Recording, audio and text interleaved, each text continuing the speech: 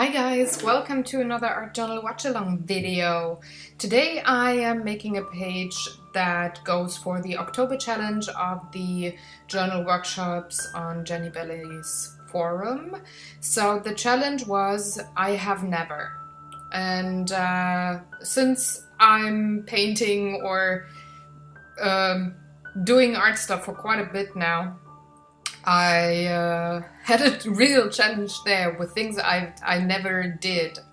I pretty much, except for oils, I pretty much used all of the supplies available somehow, and that's why it was so difficult for me to come up with something. But here we go.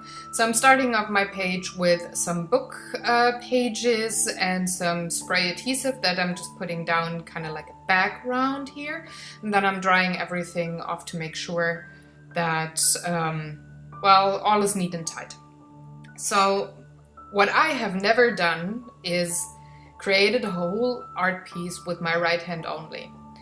If you've been watching my videos for quite a while, you probably remember or realize that I'm left-handed, but I do sign my stuff with the right hand, so I'm using both hands. I'm both-handed, equally handed, I don't know.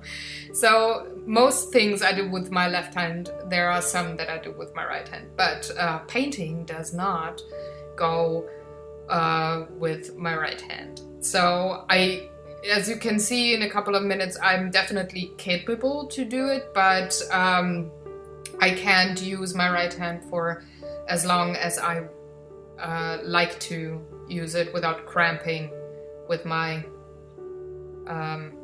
my muscles just, well, giving me the middle finger saying, no, not gonna happen anymore. And when you paint like 9 hours straight, that's kind of difficult when your hand refuses to work.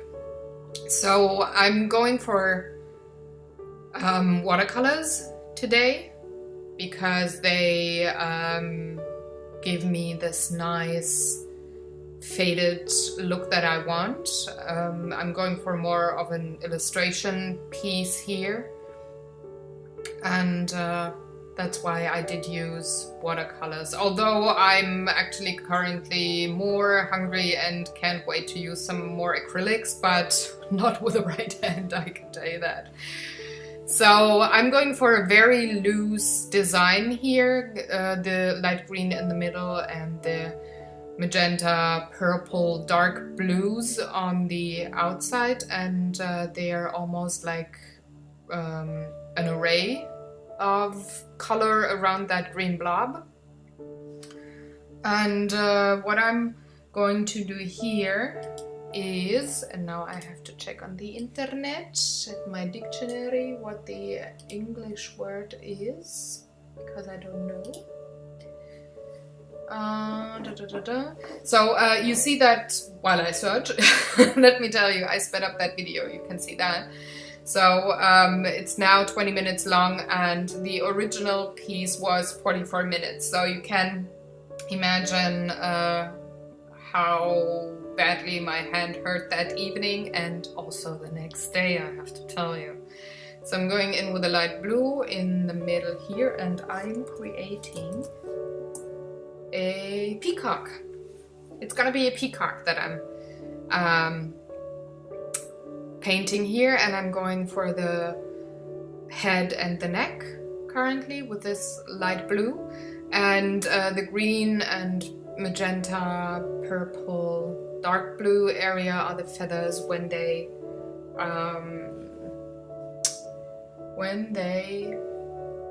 well, make a wheel. Is it the same thing? You know what I mean, right? So with a bit of black, I'm going in for the beacon of the peacock, and also for the surroundings of the eye. And I'm also going in for a couple of shadows on the neck part that is right below the face or the head of the peacock. And I have to say, why did I choose a peacock, you might ask? here's the elaborate background story.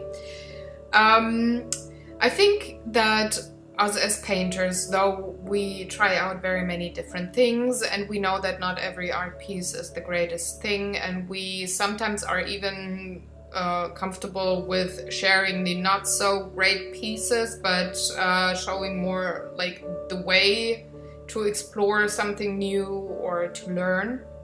I think we somehow, especially if we share it on the internet, are a bit vain. Everybody is, and that's not a bad thing, but it's just, well, it's just a fact.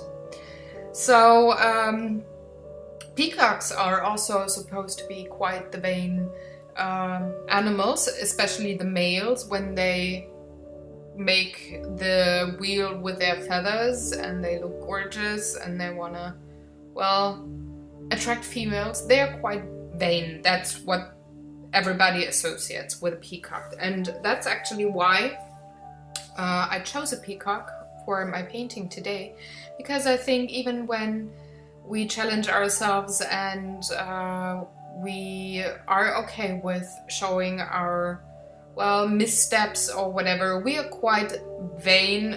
We want to, well, have something nice coming out in the end to be able to show, even with challenges like this.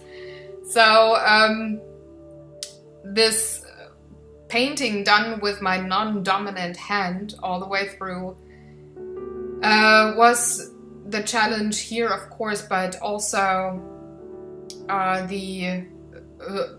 well, getting over being kind of vain, showing off something nice looking, though it might not be perfect because I didn't use my dominant hand. If that somehow makes sense to you, that's what was the reason for the peacock being in today's painting. So once I dried off all of my watercolors here, and you see they are quite loose, so I actually like that style, and I'm going in with permanent markers to do the illustration part and some more details. Like, for example, now again I have to check what it's called. The eye. Okay, they're just eyes on the tails of a peacock. That's what my dictionary says, and that's what I'm drawing in here.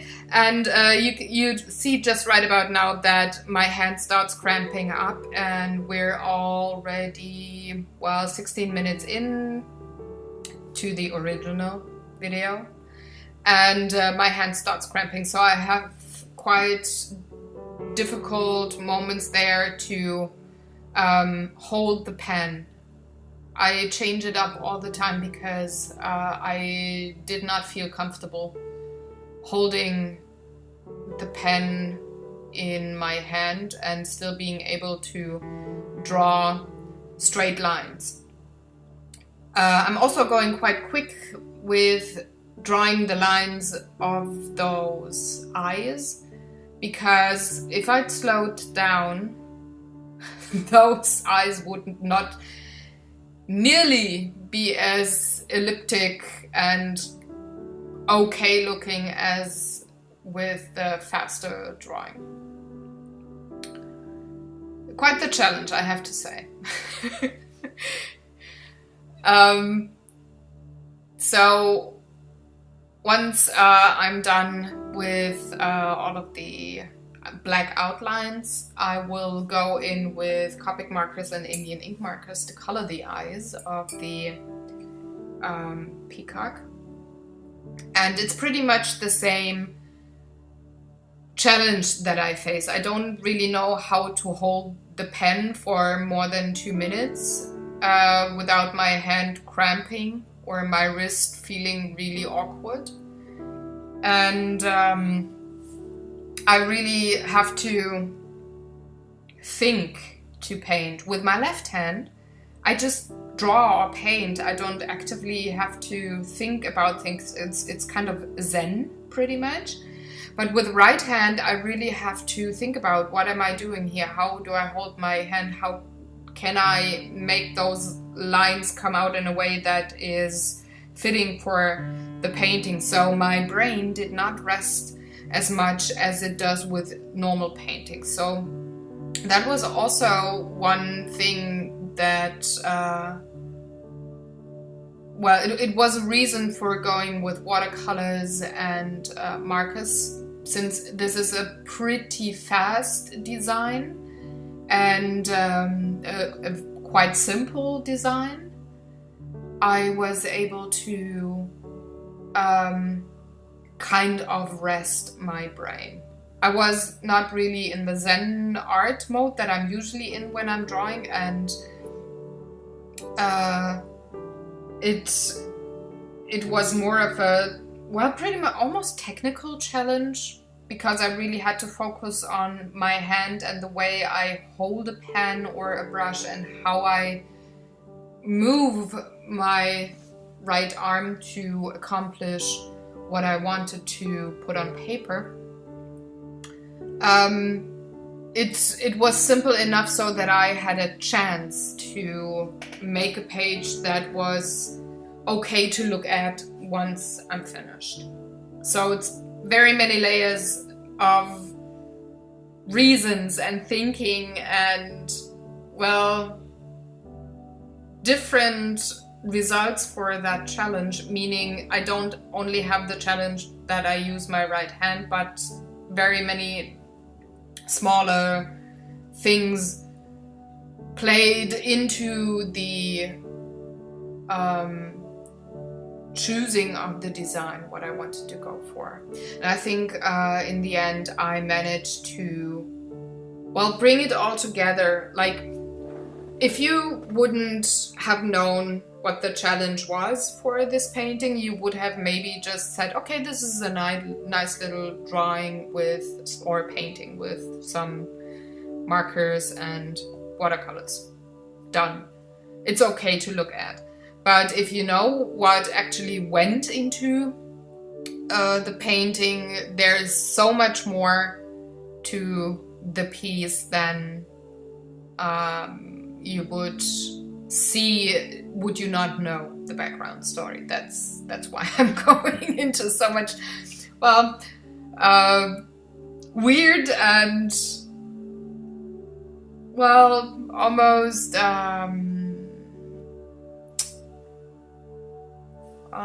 irritating details. Yeah, I think they're kind of irritating.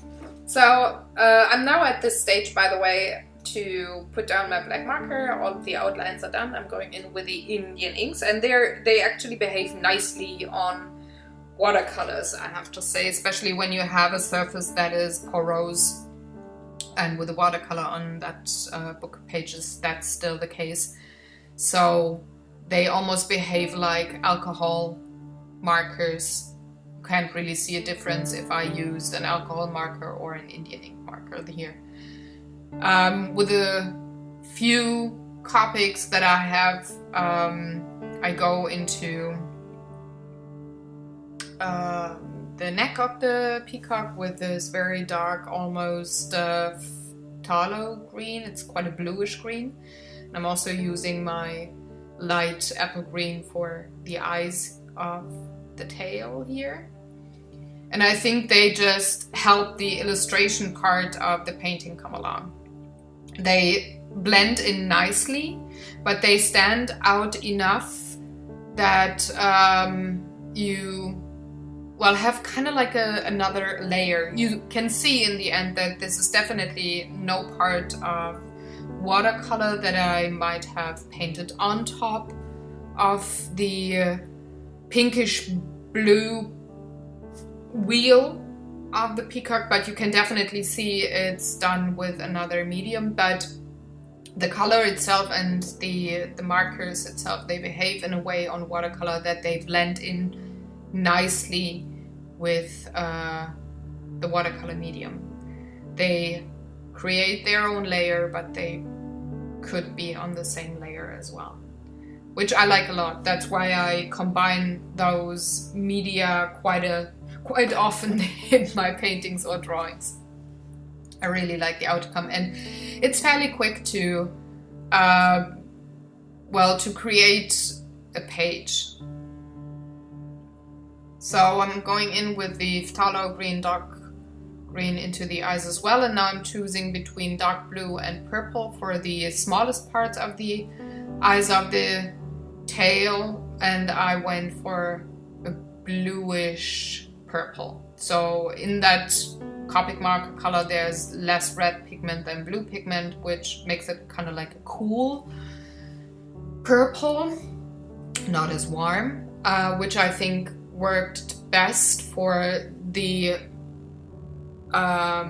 wheel, because there's like 2/3 of the wheel. When you take away the turquoise neck and the light green part in the middle of the painting, if you only look at the pink, purple and dark blue part of the background, the cooler parts dominate, so the blue and the purple. It's like 2/3 of the painting, and choosing the dark purple for the eyes of the tail makes it nicer to the eye and more consistent to the eye. So in some of those eyes I also put in a little bit of that turquoise light blue Indian marker, but not in all of them.